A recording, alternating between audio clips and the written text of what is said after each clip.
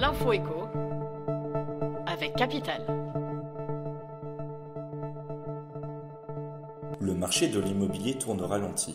Le nombre de transactions a chuté de 22% sur l'année 2023. Par ricochet, les prix ont diminué sur la plupart du territoire. Les grandes villes françaises sont particulièrement touchées.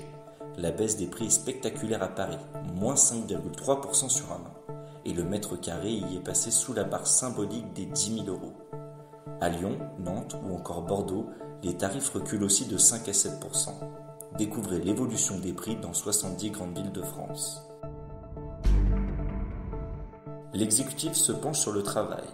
Mercredi matin, le Premier ministre Gabriel Attal organise un séminaire gouvernemental consacré au travail. Les ministres se pencheront sur 3 sujets. Inciter à la reprise d'emploi, désmicardiser la France et réfléchir à de nouvelles formes de travail.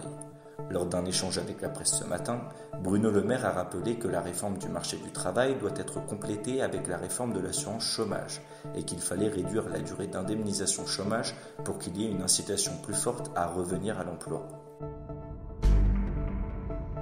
Coup de rabot sur certaines aides MaPrimeRénov'.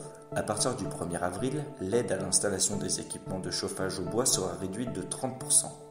Ce coup de pouce concerne les chaudières, les poêles à bois, à bûches ou à granulés, des équipements qui coûtent cher à l'achat.